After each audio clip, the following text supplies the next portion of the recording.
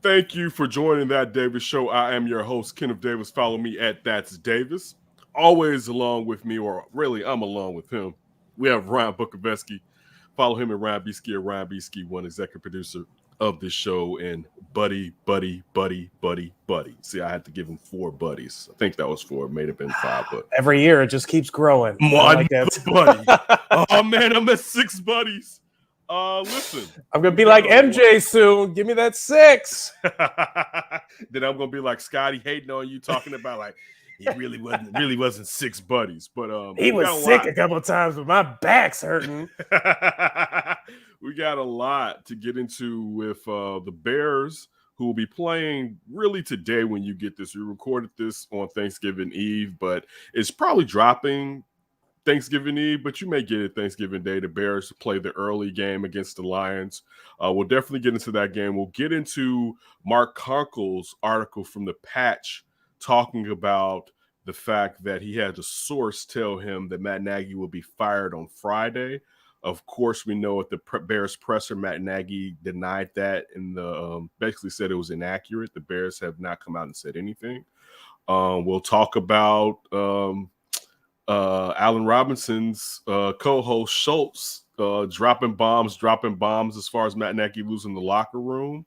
Well, also something that came out on 670 The Score, Bernstein and Rahimi, Hub Arkish, came out like an hour and a half ago. Shout out to everybody at 670. And said from a source of his that George McCaskey, we don't know through what avenue he did it, but basically told the coaching staff to start Justin Fields for the remainder of the season. So now, according to what Hub Arkish detailed to us, basically when at that Monday, when, again, this is my opinion, when Matt Nagy came out and said Andy's the starter when he's healthy, and then later on came out and said, well, Justin is the starter, we found out why there was such an abrupt about face in that matter. And then later on, we're going to do some Bulls basketball with the Bulls suffering a loss to the Pacers, even though they're still having a terrific season so far, still early on in the season. And then get into some up for grabs Thanksgiving's discussions. But let's go off top, all right? Because this is a good off top. Take it from the top to Tippy. Listen, I was in a barbershop this morning with my son. I love, the way that he is maneuvering and learning in the barbershop, because I had to tell him sometimes, like, listen, when we're in a barbershop, part of the reason for years I've had you in there is to kind of learn how people move and observe and grab some things and pick up game, et cetera, et cetera, et cetera. And to see how, he talks before walking out and now don't have to say anything. And it's like, talk to everybody. You don't have to worry about if they respond. You know what I'm saying? As far as, hey, everybody have a great holiday or whatever. I had to say anything. My son did it. I was proud of him. So anyway, while we were in there, the young Kenton, he's becoming a young man. While we were in there, they were deliberating. The juries were still deliberating the Ahmaud Arbery killing, which is a murder, of course. And we were, of course, discussing what would happen if those 3 men were found innocent. So you had Travis McMichael, the son, Gregory McMichael, and William Rhodey Bryan Jr. was the guy driving behind them, recording all of it as they committed the atrocity by murdering that young man. They were all convicted. Just want to get that out real quick. Gregory Michael, the dude with the shotgun that killed Ahmaud Arbery, he got hit with everything. He rode an armored truck, picked up armor. This has nothing to do with that. He's guilty of all charges: malice murder, 4 counts, felony murder, 2 counts of aggravated assault, false imprisonment, criminal attempt to commit felony. His father is not guilty of malice, but is guilty of the other 8 charges. And the Yahoo driving the truck, who tried to really get out of it with his bitch ass, is guilty of 3 counts of felony murder and 1 count of aggravated assault and false imprisonment. So I'm a good citizen. I'm filming it. It was like, that doesn't seem necessarily right. So anyway, that was something that just came across prior to us beginning the show, and I just wanted to put it out there because I was happy, especially with the Kyle Rittenhouse situation.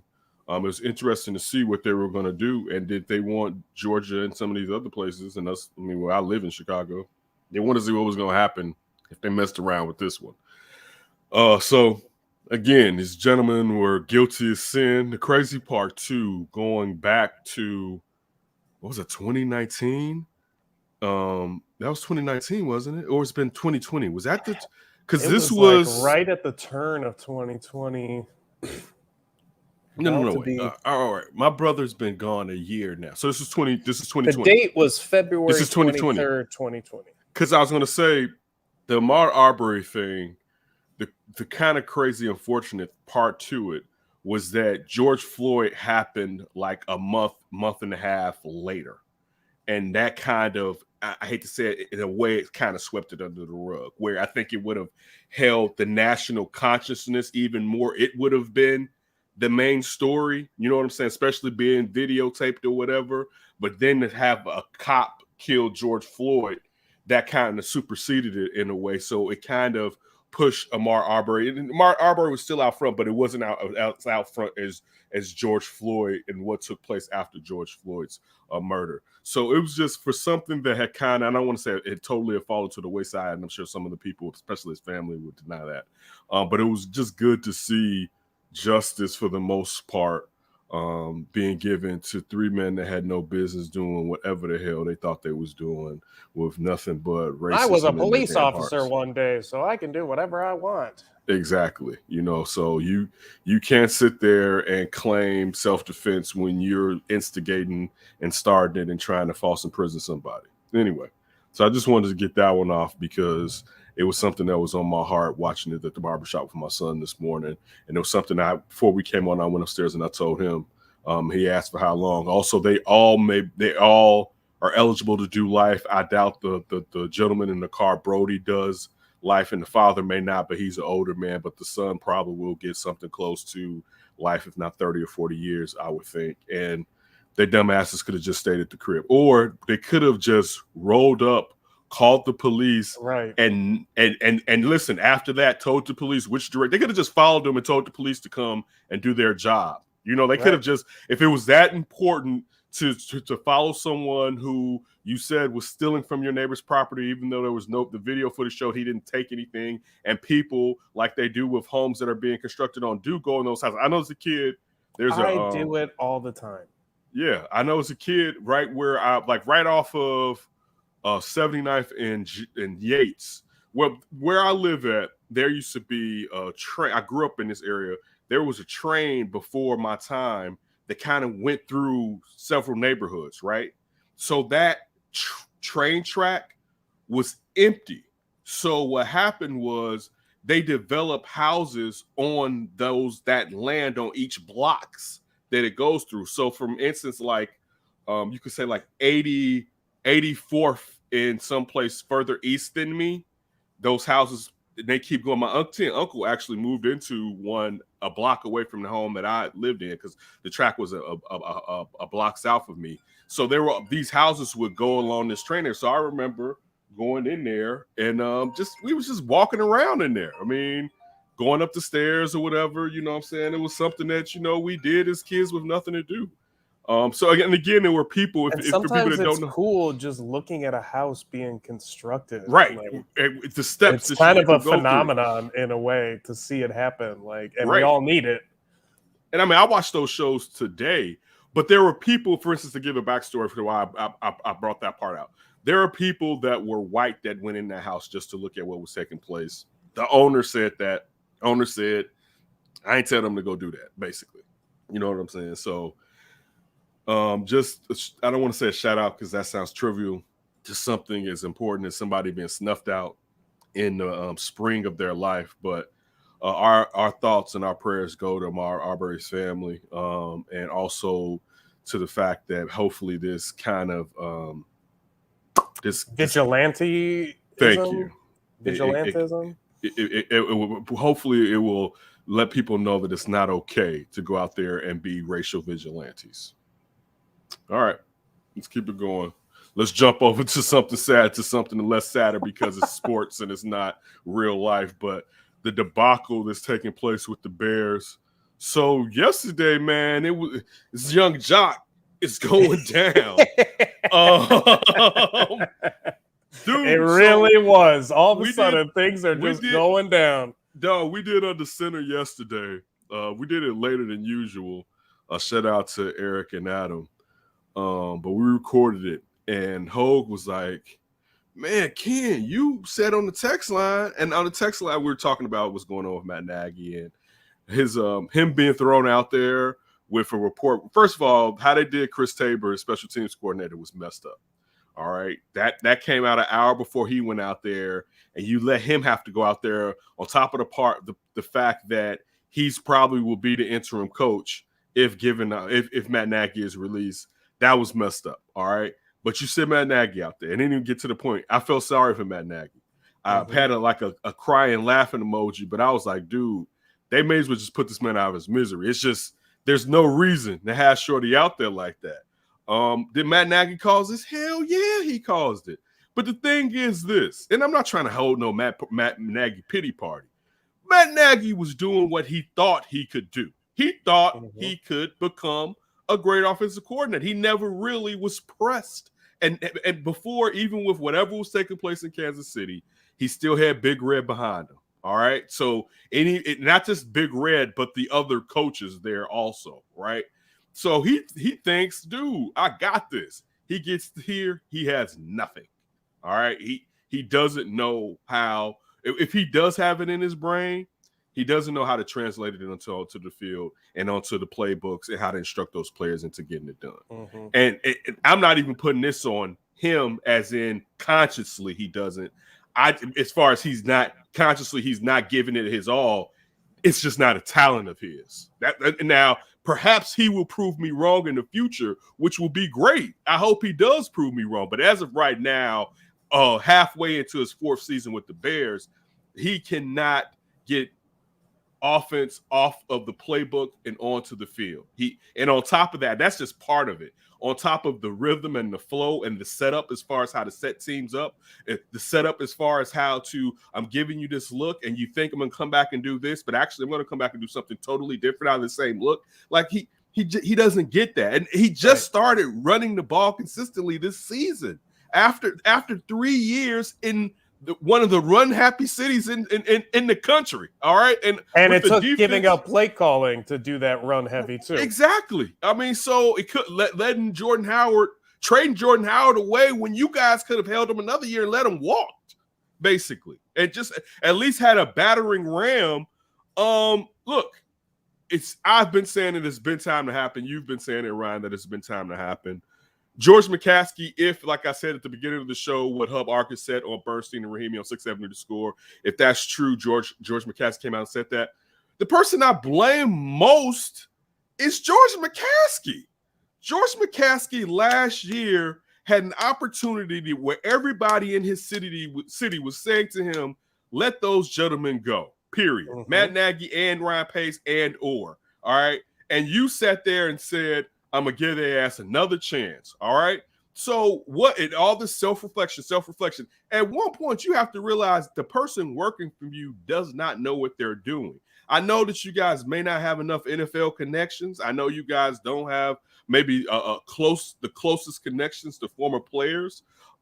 There's too many people out here, and I'm not on the just trying to be on this former player, bring them into the umbrella thing. I just think there's too many people in football that could have let you know, hey, this isn't really going the way you think it should be going. And on top of that, the years of it not working. Like, you don't even need someone that knows football to tell you it's not working if it's the fourth season and it's not working. That's common sense in any business structure. And don't ignore the 7 years of the GM with one winning season and no playoff victories either. Right. So this is on ownership. And we got to stop acting like the McCaskies are like these little babies that we have to like rock to sleep and shit. You know what I'm saying? Like these are grown people, and then we could take Virginia out of it, right? Squarely, if George is in charge, he's McCaskey's in charge. It's on George. It's like we used to when I was a kid. People used to pound on Michael McCaskey. It's on George. You let Ryan Pace stay here, all right? He kept Matt Nagy. They failed. All right. So Matt Nagy did the best he can do. Guess what? It just ain't good enough. Right? Like it's not good. But you held on to him instead of recognizing, wait, I got this defense. I'm paying all this money. You paid all this money for this defense and squandered it. Like for real. I mean, listen, I'm not even just talking about Super Bowls. I'm talking about real playoff runs. Right? Legitimate playoff runs. Yeah, let's take Super Bowls off. But like you just said, legit playoff runs, dude. They backed into the playoffs last year, and we knew they were going to get their teeth kicked in. And what they do, they got their teeth kicked in. And they added an extra playoff spot for you to even be there. Exactly. You didn't even really earn getting into the playoffs. It's not like you were the 6th or 5th seed in the wild card and you put it together at the end. Let's get a run going. You got so lucky after that 6-game losing streak. You had all these victories pile up potentially on the season, and you backed your way in. And when you played a very beatable playoff team, you got spanked harder than pretty much any team got spanked in the playoffs. Yeah, dude. So, again, this is a creation. This isn't their creation because they entrusted Ryan Pace with it. But after knowing, like, this isn't working, I mean, these people been around football, y'all. Regardless of if they don't know X's and O's, they know working and not working. All right? And how hard is it to network in their position where they get better at it? So that's where I'm at. Matt Nagy, who knows what, I mean, I'm sure he'll be back in Kansas City or wherever one of those coaches has landed. Mm-hmm. Who knows who'll be the next head coach? I don't even know for sure the lane as far as, do we really want to go someone who hasn't done the job before? It's people looking at offense instead of, man, like, who's out there that's really, listen, even if they haven't done it, they've been a lot closer than where Matt Nagy was in doing it. And then if you're even talking about, and I don't know if this ownership would do that when you talk about how much it would pay to bring in Ryan Day and bring in a college coach, that's $9 million probably right there, at least. You know what I'm saying? And that's still, and that's no still guarantee. That's what I was about to say. And that's still saying that you're under the assumption that it translates. Remember Chip Kelly? Oh, yeah. Baby. I mean, look at what was Rule? Look at Rule down there in Carolina. They had to bring Cam back. They was feeling froggy, right? They was like, man, we got That's this. One of those where it was like, really? You didn't want Justin Fields? You wanted Sam Darnold? Right, dude. Listen, the fact that they were like, dude, we good. First of all, remember they held on to Cam and didn't let him get out there when he could have been a free agent. Then let him go, and now Cam is doing Superman in the smoke like, this is my city. It's like, damn, y'all really played yourself right there. I mean, and the crazy part is they were allowed to do the fact that Cam was still in the streets. You know what I'm saying? That you could do all that, like you just said. You got Sam Darnold in here starting off the year hot. Even if you looked at his interception numbers, a lot of people wasn't looking at Sam Darnold's interception numbers when he was throwing those touchdowns and running for those touchdowns. But you started off hot, then he's Sam Darnold, and you still had the opportunity to bring back Cam Newton, as you said. That's not after drafting, not drafting Justin Fields. But yeah, it's just getting here and getting back to who should be the head coach and getting to, should a college coach be a head coach? You know, I don't have the answer. I don't know if it should be Brian Dable, does a Pat Fitzgerald do Bills. Anything for you in terms of college coaches? We just said no college coaches. But he's from around the way. He knows. I mean, listen, he's a CEO. It's more so if you were targeting college coaches, and it's what you just said. I like the CEO aspect of it, but I guess they're all CEOs wherever you go. Ryan Day, if you want to go Lincoln Riley, if you can somehow pry him out of Oklahoma. But it's just, I think that's the big thing is like you need a legit ass leader at the top. Like this quarterback, get the guru, develop them, develop the offense. That stuff's great if the leadership and the game management, the team management is in place, or at least is solid enough. If you don't have that stuff, which is what Matt Nagy has really been showing us, and I think that's the damning part, is every year it seems to just get worse with him. That's when you know you're not qualified as a head coach, when things just continue to get worse and worse and worse, which is my same issue with Ryan Pace. It doesn't really seem like he makes rosters better, and every year we have roster construction issues. And we're looking at this year with that secondary being beyond pathetic, and you're getting rid of Kyle Fuller instead of Jimmy Graham. Like, you need to answer for these type of things. Mhm. And the leadership is just totally voided. It has to come from the top. I liked your point with ex-players. Like, you don't need Olin Kreutz and some of these other guys to pick out your next guy, but why aren't you talking to them? I remember Lawrence Holmes was talking about this. Why aren't you just getting their feedback? They are in football circles all across the league of different varieties. They have information. Why wouldn't you try to unlock that? I'll never understand that. The Bulls are trying to bring back every ambassador in the world, and you can't bring back no one of your 53 of past great teams. I'm especially Olin, though. I mean, if you just the football after show guys, but I mean, like you would think that I mean, him being someone, because I mean, if you really outside of Lack, he's the most storied of those Bears from that era as far as he was great. Like you can't argue. Like other people, like I think we here in Chicago view several others as great also, as in a Lance Briggs and a Peanut Tillman, just to name a couple of them or whatever. But as far as nationally, you can't argue on a guy being named to the all-decade team at center. You know what I'm saying? Like we expect him to have the Hall of Fame candidacy of anyone available. We think he's the number one to get into the Hall of Fame because he's considered one of the best centers. Devin Denhill. Yeah. Okay. Fine. But Devin's a freak of nature.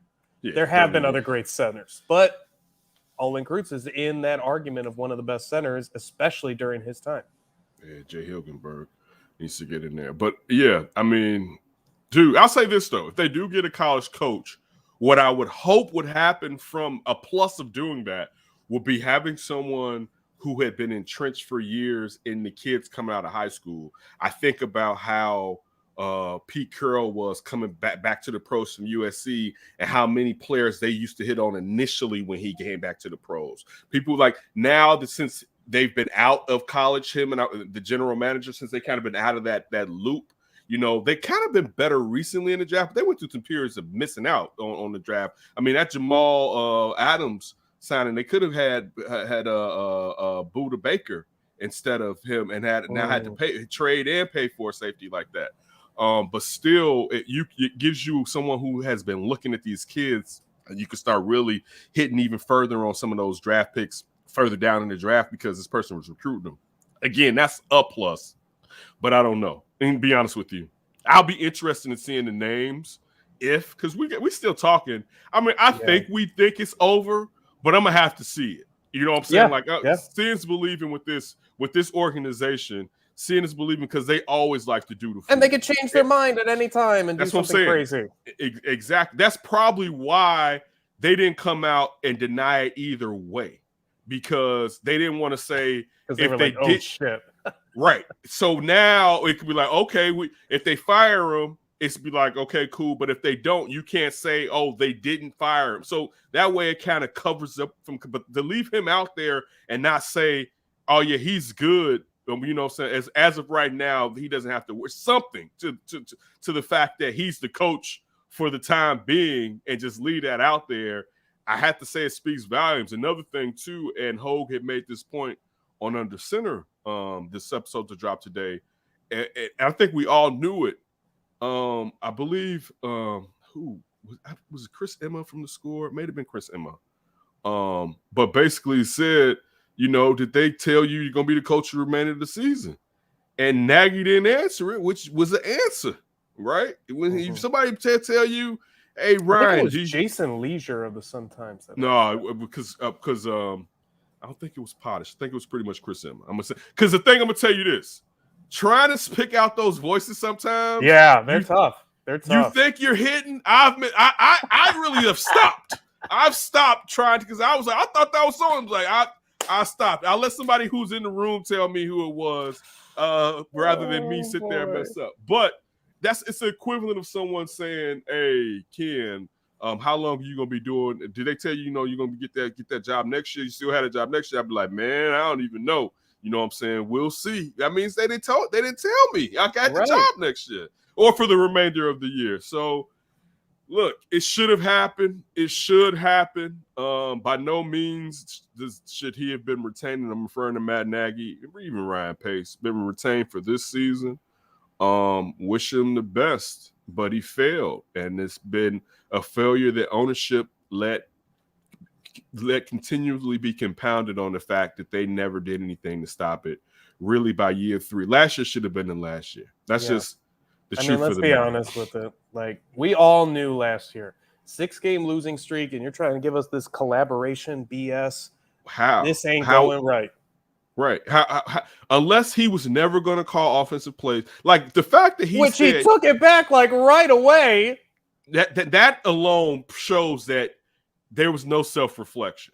If the self-reflection was still, it didn't work in my hands, but I'm going to get it back and I'm going to learn now. And it's like, no. That's not self-reflection. You actually do something well to a certain degree, unless we thought you did something well to a certain degree until Jordan Schultz, co-host of the playoff pod with Allen Robinson, Bears receiver, came out and tweeted, and I'm paraphrasing, that Nagy lost part of the locker room last year and lost a large majority, if not the remainder, this year.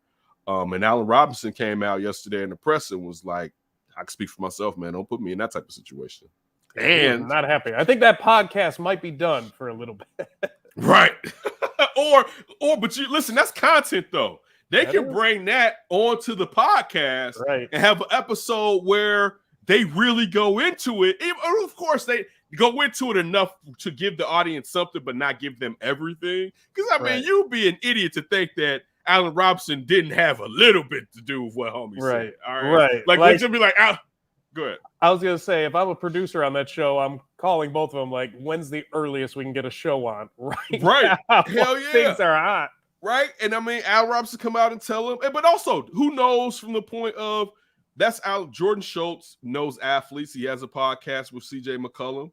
So that don't think Allen Robinson is the only Bear he may know, or that Bears he's met through Allen Robinson. But just think that that's the only Bear, but still he's getting information from Allen Robinson. Yes. I think you would be naive to not think he's like, I'm getting all my Bear stuff from so and so, and Allen Robinson does a podcast with him, right? Like they don't talk about his job. He doesn't try to get insight, like what's going on in the league, how's it going on with your team, or whatever. Like, come on now, like. Hey, Jordan, what's going on with the Bears? Oh, they hate Matt Nagy, but I didn't get that from Allen Robinson. Exactly. So, I mean, look, he should have, dude. And this is something we've been saying for years, because people be like, man, you put it on, you put the uniform on, dude. You go out there, you bust your ass in training camp, you bust your ass to rehab, and it's the same shit, and y'all ain't going nowhere. Regardless of if I'm still focused and locked in, I'm not giving it the same that I would give it if I still had hope. Dog, you can't tell me. And just imagine how hard it is to keep that focus going when you feel you're on a sinking ship. Sunken ship. All right, because it's been this ship has been semi-capsized for over a season. The guys with the buckets have been going for a while. It's like, the water level's not going down. It was turning a little bit. Nah. Right? Justin Fields drafted? Oh, wait. Offensive line issues. Tevin Jenkins back. Issues, play calling. So, no, dude, dude, last year was enough. They lost 6 games in a row. And, dude, they would lose 6. They still can lose 6 games in a row, including tomorrow. But if it wasn't the Lions, they definitely would lose 6 games. Well, that's the big talk, right? Like, if they don't win this game, the rest of the schedule looks like an offer at this point. Right, dude. The only team I don't even know if the Bears can beat the Jets. But there's very few teams out there where I'm like, dude, the Bears can beat them. You know what I'm saying? Maybe the Lions. Yeah, but the Lions. I'm just thinking about that. That list might not exist. Dude, the Lions should be looking like this is a homecoming game. Like, man, we about to get our numbers up. The Bears, we about to get the Bears. The Bears sleeping, right? Like, if I was the Lions, man, we getting us a victory today. Listen, I'm going to have a turkey leg. I'm going to hold my woman tonight and have a turkey leg in the other hand. All right? If I was a Lion, like, dude, I'm getting mine today. Today, when I see my family members tonight, they gonna respect me. Right? Oh, and they're probably loving the fact that it's early. Like, let's just get this shit going. Let's go. We're beating this team. Yeah, dude. Like I can And get then you home got the by rest of the Bears roster wondering if their dude's going to get fired, and they're probably going to exactly. distract them the entire time. I can see the Bears plane taking off on the tarmac, and you see Nagy just still sitting there holding his bags and stuff, thinking about what he's gonna do now living in Detroit. As the plane just flies off and leaves his ass. But can we talk about that for a second? Why, Uh-huh. if you want to fire him, let's say all these reports are true, why are you waiting until Thanksgiving? Like, I get somewhat the short week stuff, but I think that's a little bit overrated with the short week. Like, why are you making this guy suffer? And I love the point you made earlier. Like, Chris Tabor and Nagy are just being pushed out there, right? To like talk about these reports, talk about these rumors.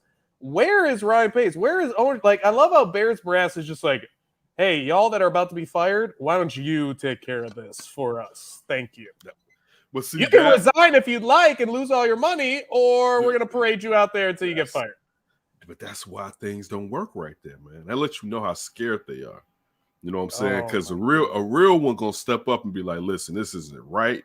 I don't know what the hell they doing. Because this isn't what I told them to do. See, and right? that's part of my problem with what you just said. If you're George McCaskey, you're all them, you're scared. Isn't Ryan Pace supposed to be that guy that alleviates all your fear because he's the big football operations guy? And if he's not giving you that, don't you have to question him? Be like, our big football guy is leaving us scared. We probably don't have a good football guy. Apologies. Yeah, dude. I mean, there's nothing more for me to say to what you just said. The fact that ownership, right? Ryan Pace should come out unless ownership told him not to say anything, right?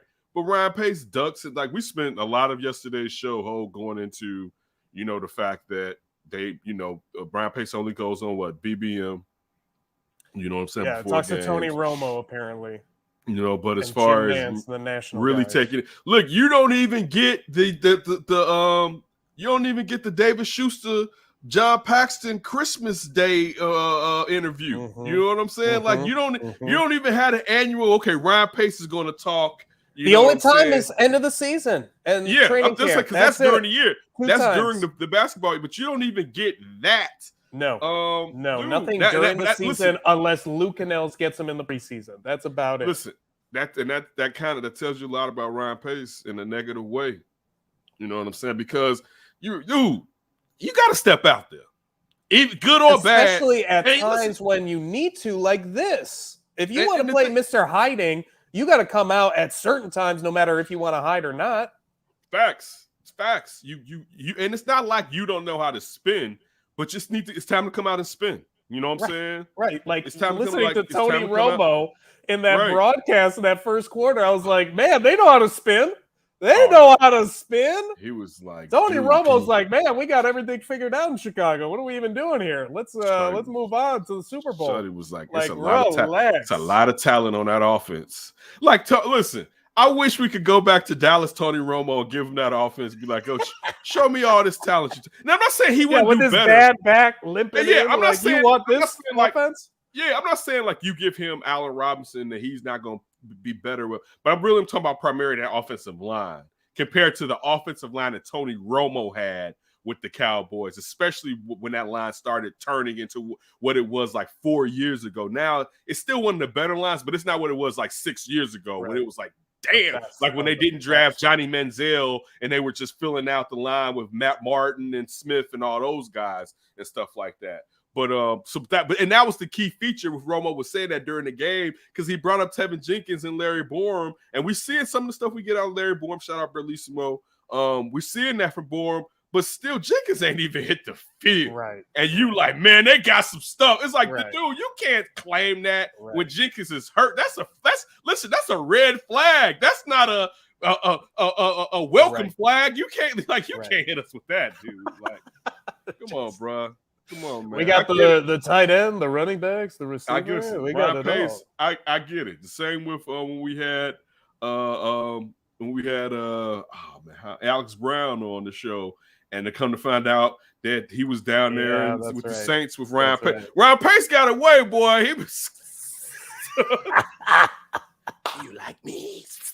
The snake charmer just comes out of the basket. he's gonna. I'm gonna get my ass up out of here real quick. Listen, we'll see. We'll see if what happens with Ryan Pace. How they'll handle his job? Will he be bumped up, flunk up? I loved Hub Arkish's take. If you're going to keep this guy because you absolutely trust him and you love him and the family, once they trust you, you're never leaving, apparently, type thing. So that's just within the Bears operating system, right? Put somebody ahead of him, on top of him, that manages his ass, and let him just focus on the drafts. I mean, I don't think he's great at the draft or great at anything. Like I've said it before on this show, Matt Nagy and Ryan Pace might not be the worst at their respective jobs, but they're not good at them either. And just because you're not bad, maybe, doesn't mean you're good at it. And normally with the Bears, we get those mixed up, right? Oh, our left tackle's not bad, so that means we're good at left tackle. No, it just means you might not be the worst. That's not an area that you want to champion at all. You need to be one of the best if you want any shot, right? So Ryan Pace, if you think that he has these skills, he clearly needs to be managed by someone then. And that means you got to put someone over the top and let that guy hire everyone. You don't give Ryan Pace another coaching hire. You let the new president of operations do the coaching hire, and you can let Ryan Pace do whatever the hell you want him to do in the background because that's where he wants to live anyways. He doesn't want to be out in the forefront. You need a president that's out in the forefront, that runs it. I don't know if Ryan Pace would settle for that, and if they would do that to Ryan Pace, we'll see. Yeah, I don't know if they would do it to Ryan Pace, but I could care less what he wants with it. I'm with you, but I don't know. And they have an affinity for him. Looking at everything that he's done, there's stuff that us as just regular Joes and fans, when you're talking about nutrition, when you're talking about facilities, when you're talking about the stuff that we went over on the UC with Hogue, when you're talking about how he changed all that stuff, because we don't forget, but we have to remember how stuck in the past they were when it comes to scouting, nutrition, facilities, so on and so forth. Find that guy that isn't an I'm not. idiot I'm with. But see, this is the thing.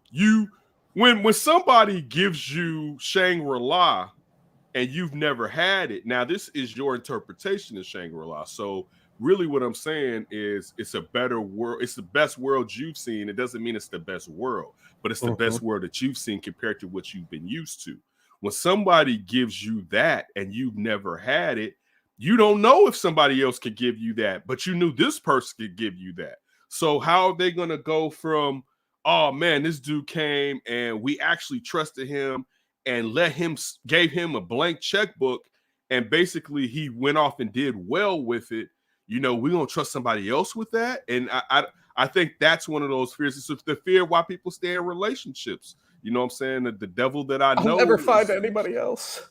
Right. It's better. It's the one that I know is better than the one that I don't know. You know what I'm saying? At least I know this person won't do this to me. So like that's what I think. You know what? They operate, to me, in my opinion, they operate out of fear rather than out of confidence. So out of the fear of this could happen. And I mean, I have to tell myself sometimes not to operate that, but because a fear of the unknown can paralyze you. It can cripple you.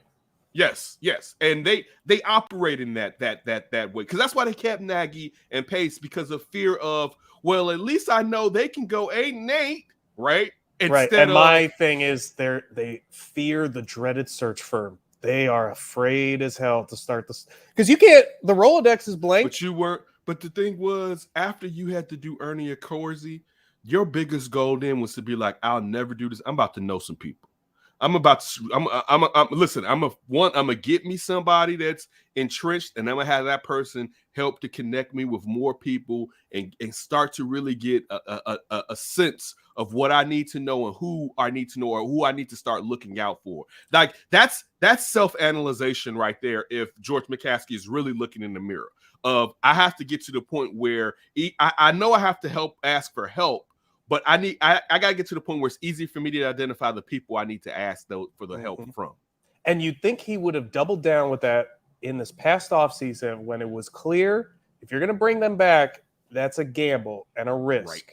And you need to be prepared for what could potentially go wrong. And it just doesn't feel like the Bears are. They looked at it as like, oh, we got our guy. We got another shot. We're good to go. Right. Have you talked to Louis Riddick? All right. I'm just asking you. Like, and I'm just saying this hypothetically, like, because I think if you're a person and you don't have the connections, you see these TV people and it's easy. It's like they're interviewing to a certain degree. You get their opinions. You kind of get to a little bit of seeing who they are, their body language. So you can see who you like and who you don't like. But I'm really saying that, like, are you meeting these people not necessarily to hire them, but to glean some of the information and to have them maybe connect you with some of these. And again, I know you have that in former Bears players. I'm just saying that to me sometimes you're saying come down from the freaking booth and go into the commentator's office and just talk with them. Like ownership, sometimes like regular folk, you see people on TV and it's easy to believe them. So that's why I'm using that just as a reason. But like, what changes did you make not to put you back in the same situation of, hey, Ernie, what should we do? Right. Which one of your guys did John Elway screw over this time? Right. And that's the key. Like, you don't know what the search firm is looking for. They don't care about your interests. Make your own search firm with a bunch of ex-players and officials you trust. Like, I'll never understand it. And like, just what you're saying, go talk to people. Like, don't assume anything. You don't know what the heck you're doing, right? So you need information. You need a plan. You need to figure out what you don't know. Just talk to. They come to your stadium 8 times a year. Go talk to those opposing coaches. Go talk. Who is going to be like, oh, Bears ownership, I don't want to talk to you. Everybody knows that there's a potential job with an owner. They're going to talk to you. I mean, first of all, you're the Bears ownership. You can have meetings and lunches and breakfasts and dinners. You have a plane. You can sit down with a Bill Parcells, right? In the off season, you could talk to a Bill Belichick. Like listen, we're not even talking about the people that you had in your own facility that you could sit there and talk to as far as former Bears players, but just smart football people from around the country that you could sit there and spend time with. Hey, I'm going to be here. Our team's playing so-and-so. Do you think you got the schedule, so it's not like you don't know. Or the charity events and everything. Exactly. You call the NFL secretary. Or just want to talk, go over some, like, just why leave yourself in the same situation? And no one's saying like you have to take Bill Parcells or Bill Belichick at their word, and that's the gospel. You collect their information. Then you collect your ex-players' information, and you collect some maybe ex-officials or maybe people on the outside information that you trust. And you combine all three. What sticks? What are some of the things that they're saying that you're doing this wrong? They're all saying we're doing this wrong. They're all saying football needs to be played this way because of the future of the sport. All that stuff. It just it boggles my mind how it doesn't boggle mine because it's been them. My entire life. To me. Like this has been the team. This is the same stuff your entire life. Actually, if they got it right, that would be the weird part. Like we keep acting like, man, whoever comes in here is gonna fix it. Okie dokie. Listen, hopefully you would hope they can run into that guy that can Bill Belichick. You know what I'm saying? Like, oh, he was with the Browns. They need that guy now with Fields here. Like, you need to find him now. You would hope but dude, they may be a team where they may be the Browns, they may be the Bengals.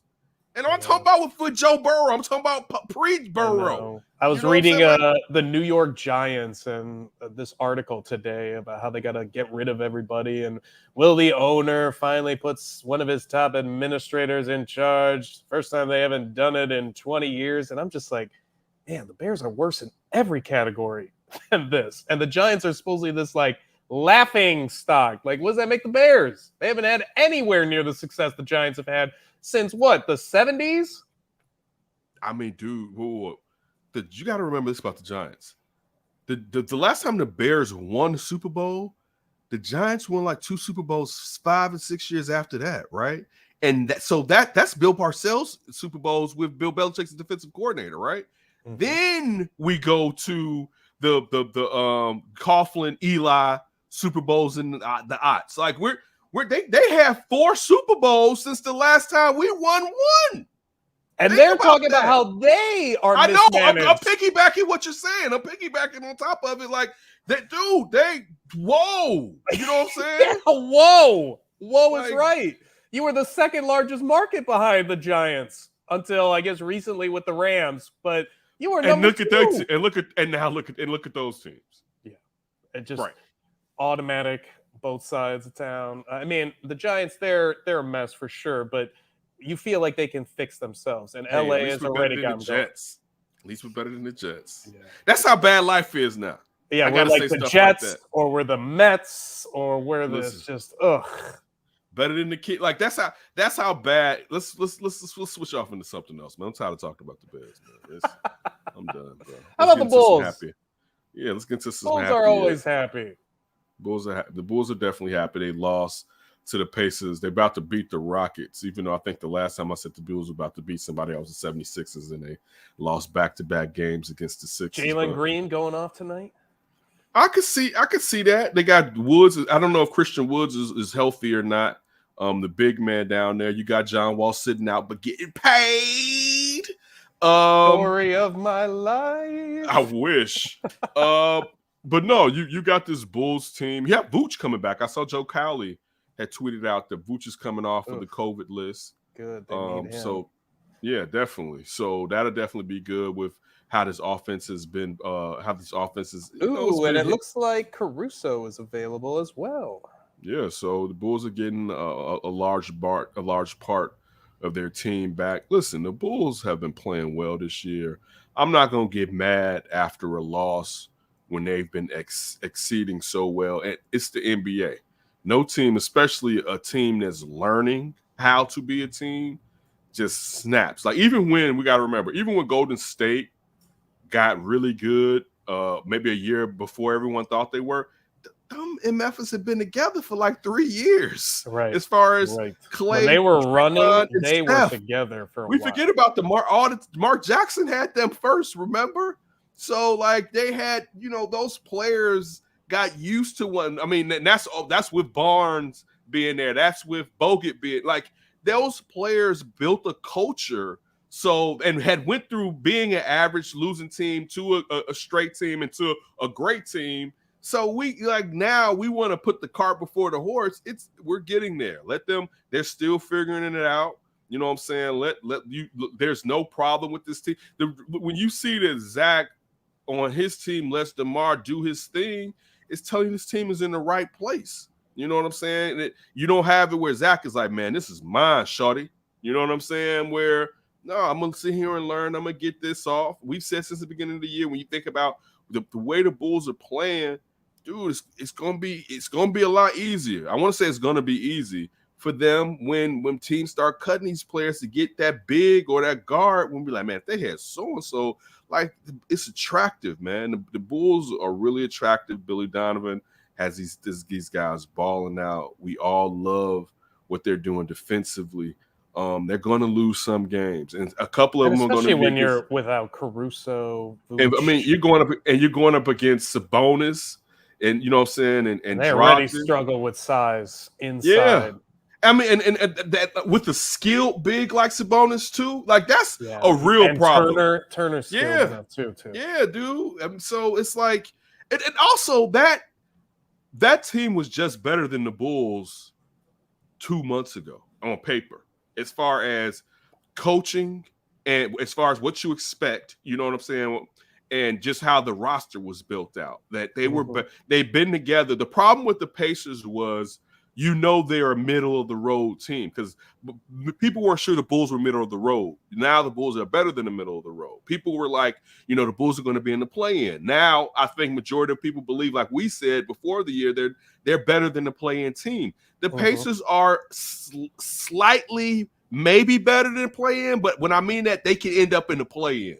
That's kind of who they are because they don't have that overextending wing player. You know what I'm Right. saying? Like if that game was tight in the last 4 or 5 minutes, is Indiana actually winning that game? Right. Well, listen, if they had Paul George now, they would be a little scary in the East. Yeah. Now we wouldn't be like for sure they're coming out, but they're in the top 4 in the East of teams you have to look out for. If you put Paul George with Brogdon, Turner, and with Sabonis, you got you a squad. You got you a squad now. Like they had Carlisle at head coach too. Exactly. When they had that, but since they're not a destination and they have to make trades or draft to get those players, it leaves them where they're in the middle of the road often, but in a good way for a mid-market team. But I'm sure they want more and they deserve more. I like the Pacers for the most part, and I like the fans for the most part too. But the Bulls, man, have been doing exceedingly well. I can't wait to see this game. Don't they play Orlando the next couple of games? I believe. Let me double check that. I believe so. I saw because I know the schedule is softening a little bit. They went through this really rough patch, and they played, solidly. They got through that. They got through the West Coast road trip. Yeah. And they should have probably won another game in there, but whatever. That's still a good. How many times since D Rose have we been talking about that circus trip where they're just getting smacked around and you're hoping to win maybe one game of that road trip? And now to come out above 500, no, that's terrific. And you're right, at Orlando, that is on Friday. Mm-hmm. Yeah, so definitely, man, getting to a weaker part of the season. Spicy though, Saturday versus Miami. I want to see that.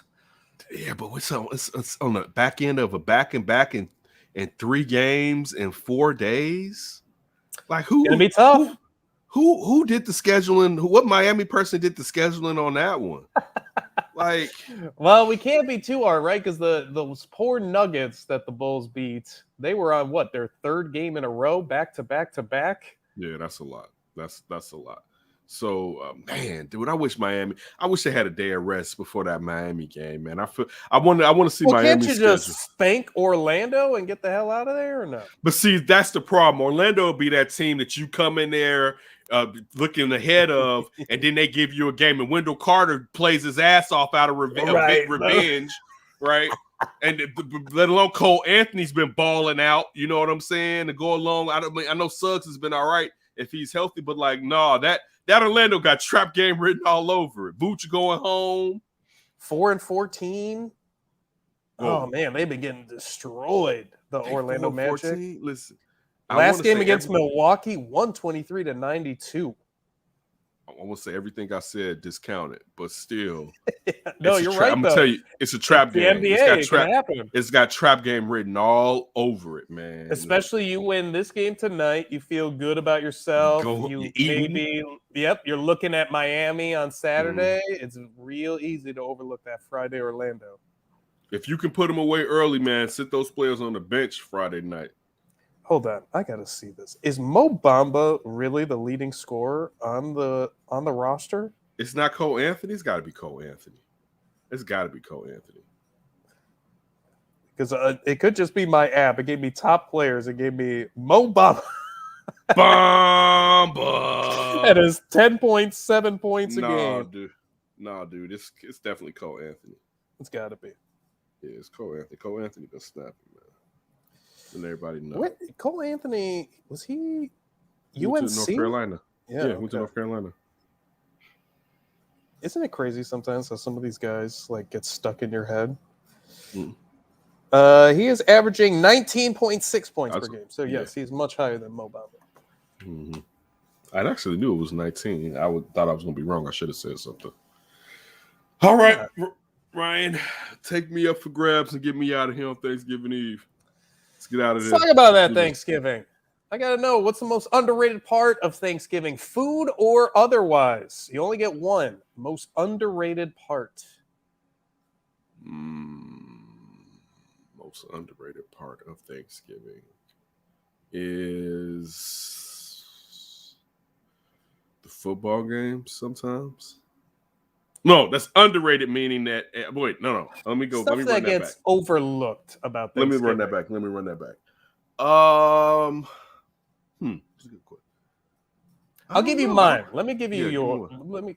I think for me, it's the Thanksgiving morning feels because you get out.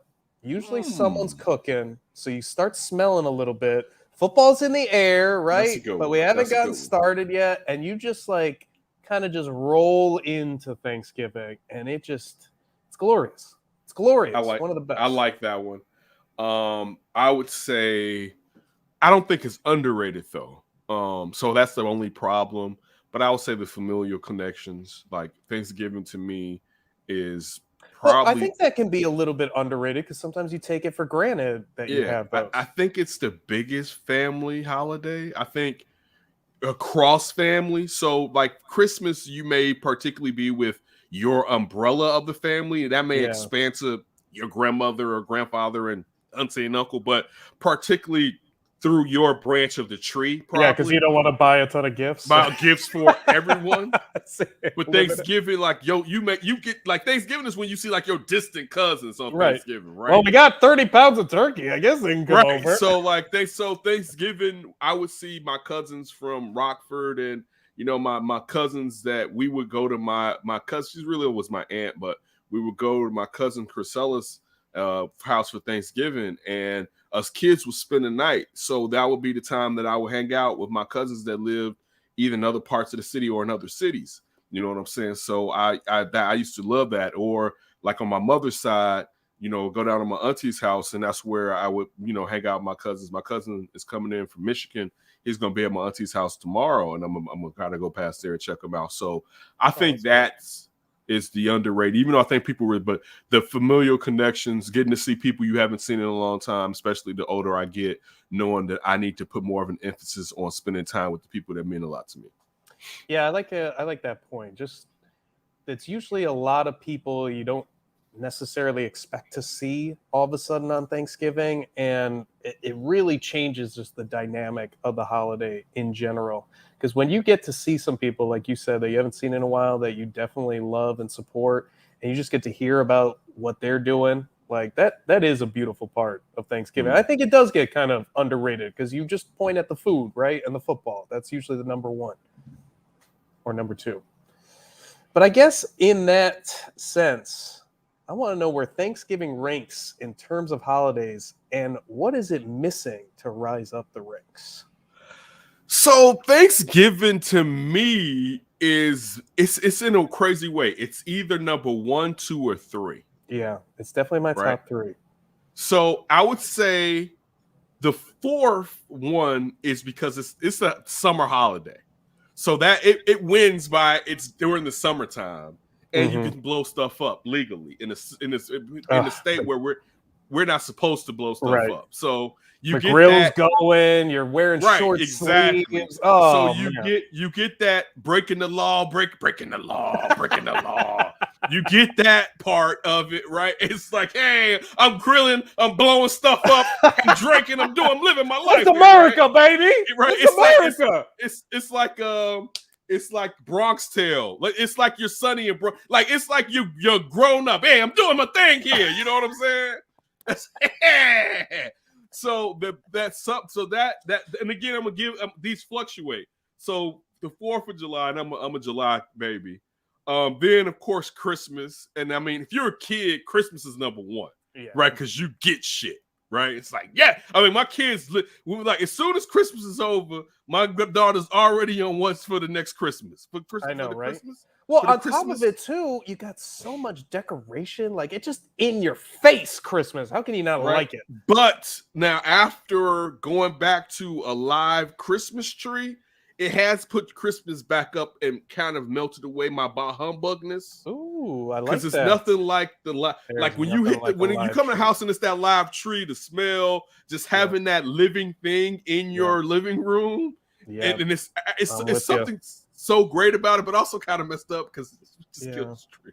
Oh, tree. They grow so quick. They grow so fast. Don't worry about it. If these pine trees were in danger, we would have stopped chopping them down a long time ago. One day a year. You've never heard somebody be like, we got to save the pine trees. The pine trees are going extinct. That lets you know they got tons of them. We good here. We good, y'all. Don't worry. They feed them the polar bears. We don't need them that tall. Yeah. Just need They're a gonna feed few them. feet. They're gonna feed them the polar bears or something after. So I forget whatever they do. We're not cutting down the 20-footers. You produce our oxygen we say those as usual. We say that for Rockefeller Plaza, 30 Rock, and we say that for downtown with the big super trees. But so the Christmas part, Christmas is Christmas. The biggest holiday at the end of the year, because depending on how you look at New Year's the end of the year, the beginning of the year. It's actually both. Anyway. It's actually one of my least favorite holidays. That's not even here. That's not in there. I just gave you my 3. It's Thanksgiving, the 4th of July, and Christmas. Yeah, I'll say this. I think from the reasons that I said earlier, Thanksgiving may be, and it kind of goes with the 4th too, because you do hang out with family on the 4th of July, and family may be moving because this is sometimes people are traveling, so you may get to see extended relatives or whatever. But Thanksgiving's ability to bring in relatives that usually you don't see all the time. Like, so again, being someone that's now in my early 40s, that is important to me. And I want to put more of an emphasis, because a lot of Thanksgivings, sometimes I'll spend by myself as far as the family goes someplace. I'll chill out, because sometimes as a kid, I did that, right? I didn't feel like it or whatever. And as time starts to dwindle away, I know I can't be like that, and I need to spend more time with people. So I'll give Thanksgiving the edge for that, and it leads into Christmas. So I'm probably gonna get my Christmas tree in a week. You know what I'm saying? I like it. I like that it's after Thanksgiving. I don't like the people that are Christmas before Thanksgiving. Like, give it a little time. Can we? But I had a problem though. Let me bring this over here, right? Okay. I may have told you this already. So I was going to get my Christmas tree last year, right? Mm-hmm. So I get there. I pull up. Same spot I usually get it.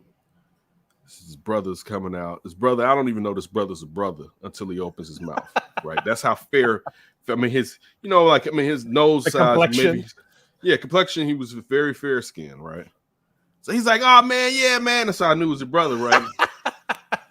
Oh, okay, your brother. I mean, my family was like that. I look, as my complexion, I was the darkest thing in the house that I growing up. All right, so to let you know how fair. We're in 2021. We don't want to assume anything with people. I'm just telling you. I'm just saying. So, hey man, some. She's like, man, don't get your tree from up here, man. Some. I'm like, what's going on, bro? Now, mind you, Ryan, he's strapping a tree, having a tree strapped to his car while he's telling me this. I'm like, what's going on? He's like, man, they voted for Trump. I said, motherfucker, why are you gonna tell me this shit? Right. When I'm going up in here and you strapping a tree to your ride. That's when you're supposed to leave me alone. Leave me alone. Leave me alone right now, right? So now I gotta go in here. I'm like, listen. So this guy literally was like, my parade's been rained on. I need to rain on Ken's parade. Right. And look, this is the thing too. He had to go in there talking crazy and bringing up the presidential race anyway. I wasn't coming in here to argue, debate politics, right? I wasn't. Right. I was coming here to get a tree because you were debating between 5 feet and 6 feet. That's what you were debating. Exactly, because I knew what line they may fall down. Listen, let's keep this business moving. Let's do this transaction. We ain't family. Let's get Christmas is in your heart right now. You don't want to worry about the politics. We're worried about the tides of the season. Right. So anyway, so I'm like, so now I'm on alert, right? I'm like, fuck. I'm like, man, these motherfuckers crossing the line. I'm walking the fuck up out of here, right? So everything went well, except when I was paying for it, one dude was like, he's like checking the savings, he said something. I can't really remember. And I didn't think about it till now. He's like, yeah, something going to savings, you know, it may draw it all out. And I was like, draw it all out. I said something real slick, right? Because I mean, at this point, you know, we're in the heyday of the pandemic. I mean, listen, my savings account is still nice, all right? Don't get that part. Listen, it's probably, to be honest, it's probably a little bit too much. And I'm not saying my savings account is dumb crazy. It's probably some money that should be moved to something that can be making some more money to actually give you a full assessment of me not taking care of my savings and and managing my money properly. Mr. Pine Tree Man. Yeah, so I'm like, what? Fool, I'll buy this. I'm gonna buy this place and slap a Biden sticker on it. You talking? Right? It was like this, like you know. So anyway, I get home, I tell Afton, I said, man, I don't think I can go back up there next year, right? I just want to listen. Just leave me alone. I don't tell you what I have to say. Right. You don't tell me. Like we went out. It's a we pretty went up simple transaction. Here's the tree. Simple. Here's the money. Exactly. So I don't know where, because it's so. Were they like a car dealer at the same time too, and they forgot which job they were at? So they were saying like, no, I don't know what to do during the regular year, but this is clearly. I think these people have been doing this for generations because it used to be one right by the house I grew up with, and I'm sure either they're I presume they're connected or related to those people that used to do it because it's like the same empty lot, trash can fire, camper, you know what I'm saying? Like the same scenario, a bunch of white guys, you know, brothers doing the heavy lifting and strapping, you know what I'm saying? Like the same MO. It's like it's the same people. And again, they look, it's outside of that. When Shorty said that about mind you, I already paid it, and this was a little late, so I had to get it. If I had another tree place close, I would have left that damn tree right there, right? But it was I needed a tree. I believe right? it. I need my. So I have to figure out. I was going to ask you. So this year, what's the verdict? The problem is going to be this: any place, chances are that I get it, they're going to have probably the same political affiliation. Does Trump have the Piners? Big time pine people.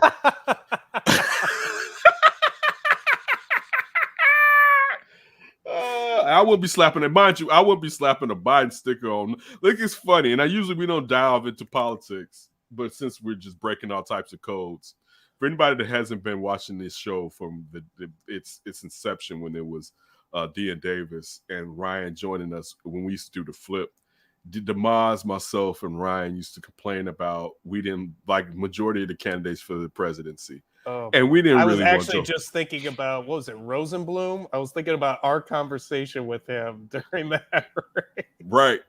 We didn't want Joe Biden to be president, but we used to tell Ryan, because Ryan really didn't want Joe Biden to be president. But we was like, Ryan, he the only one that could take down Trump because it's got to be old white man versus old white man. And Bernie's too radical for most of these people. Because when I see people like, y'all voted for Biden, it's like, didn't know. Wait. A large majority of us didn't do it like, that's our guy. Yeah. Like, that was not like, no. It was never like that. We wasn't rocking with him like that. We liked Uncle Joe as the VP. Right. That's about it. Some people were, right? Yeah. But again, you know what I'm saying? So like funny in the house, like, cause I always like I'll be at the house and like I can just see it make an aftermath. I'll be like, man, those damn Democrats. And she'd be like, what? And I think she right? And she think I'm just being a jerk, right? And I'm just like, man, it's just punks, right? And I'm like, Kamala, I'm like, where your girl Kamala at, man? I told you.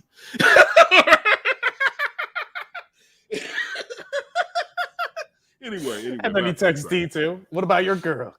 I told you, man, for the rinky dink. But anyway, so Thanksgiving.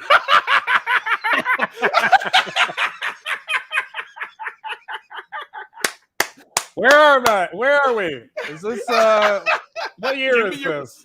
Give me your list before we get out of here.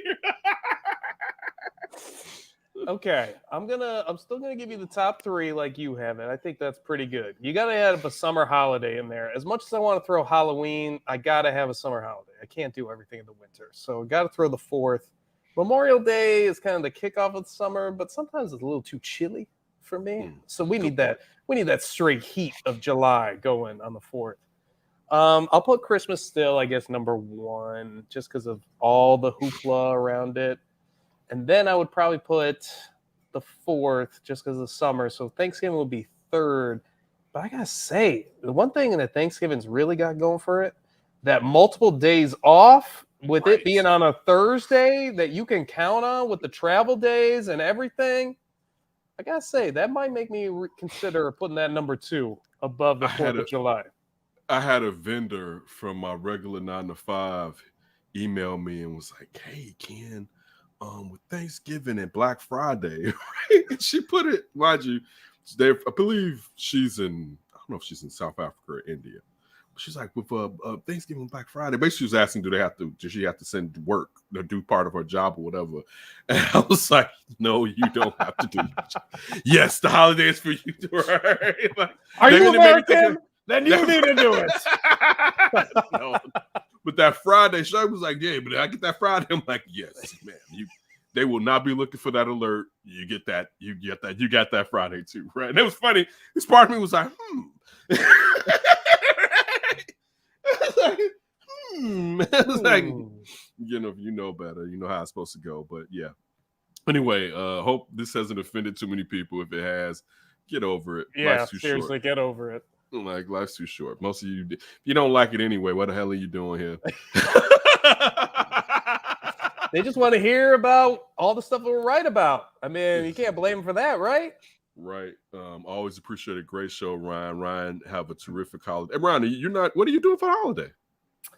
I'm I think going to a friend's house. I'm staying in Arizona, but I'm coming back for Christmas. All right. So hopefully maybe I'll see you around Christmas time, or maybe actually link up this time. Yeah, let's get do a it. Bulls game. Ooh, all right. I love it. Yeah, get a Bulls game in. Everybody, we'll be back next week. Probably be dropping on next Wednesday. So either look for us next Wednesday or Thursday to drop something about whatever's going on with the Bears.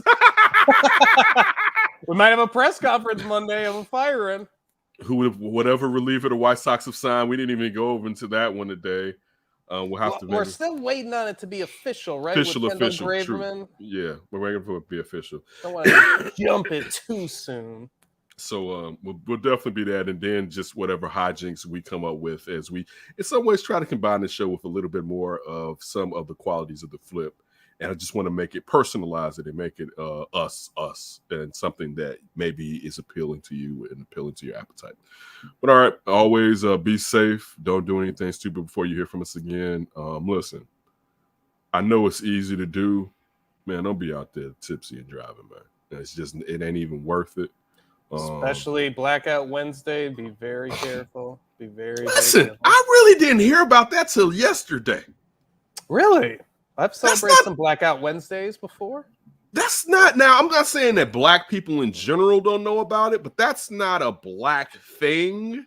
It's almost so I was like listening to the score, and I was hearing Danny talk to Spiegel, and he was like, Blackout Wednesday. And I'm like, I get it, but like, I never knew. Like, I've never called it that. It's why people get down with their friends so well. They do such a good job of gathering and getting off. Well, if you throw booze out there, it's like white people come out of the woodworks for it. Right?